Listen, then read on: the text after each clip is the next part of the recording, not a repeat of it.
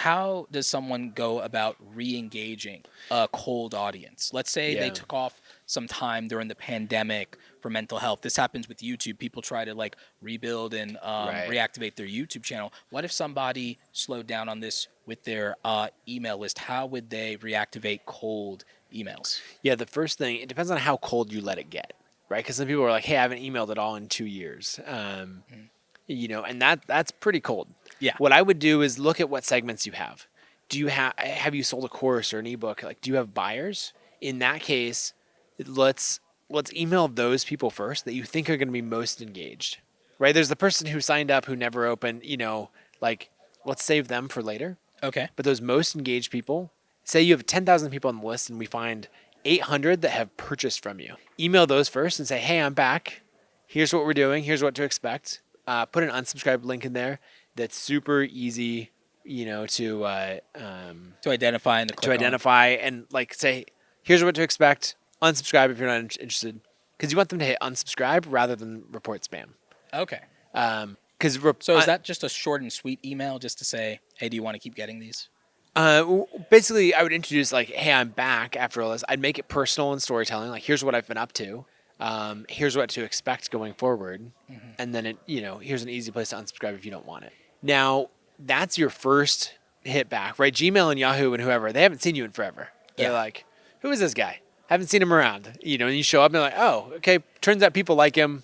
You sent that to 800 people, and maybe you got a high open rate. And then what I'd start to do is work my way through maybe people who used to be really engaged, but I haven't emailed in a few years. Okay. And I'd layer them in, and I'd gradually, basically, you're warming up your list, and that way you're not showing up and getting a whole bunch of spam complaints and bounces and all of that from emailing 10,000 people all at once, where most are cold. What if you've been consistent again, but then let's say there is a segment of your list. Let's say you have a 10,000 list and there are about 2,000 people who are cold emails. They haven't like Yeah. opened in like 3 months or whatever. And it's not because you're not sending stuff. They're just making a choice to not open.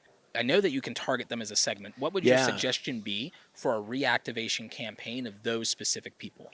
Yeah, so what I like to do is build out an automation of this, and then that way I can reuse it over and over again. And so I'll send people through this automation whenever, maybe I'll do it twice a year, where I'll grab all my cold subscribers and put them into this automation. And it'll say like, hey, I've been noticing that you haven't been opening or engaging with the content. Like, is this something you're still interested in? Here's the kinds of things to expect going forward.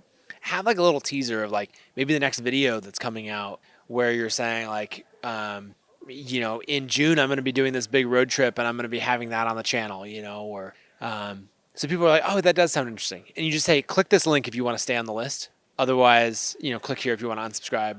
I'll just remove you automatically. And so I'd probably do 2, maybe 3 emails Okay. like that, just letting people know like, hey, Spread out about what, a week apart? yeah, I think a week apart is solid. Okay.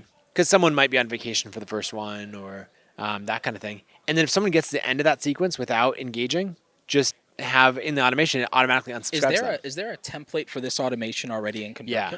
Yeah. So if you go into the automations, there's an automation library and you just install the. This is one of the things I love about ConvertKit is like the automation library, the visual drag and drop automations. Oh, yeah. The automated rules. It's like, yeah.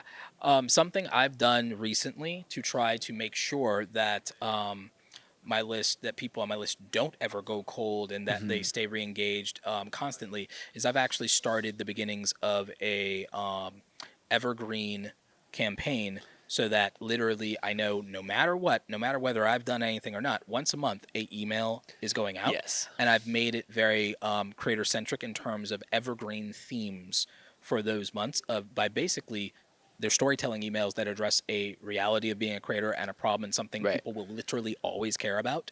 And so Yeah, it's not here's the latest gear you should buy or anything like that that's going to change over No, it's time. like, It's like, how to like deal with burnout. exactly. It's like literally things like that. It's burnout and everything like that. Like haters, any of the Yep. like it's like work-life balance, any of the Right. number of things that diversifying revenue, all the things that are normal to the creator experience and everything like that. Oh, once a month, that's kind of thing. So like that was one of my newer hacks. I eventually plan to, after I do a couple other things, at some point I'm just gonna literally hire Jason Resnick to come in and just come in with a wrecking ball and just clean up everything. Jason's amazing.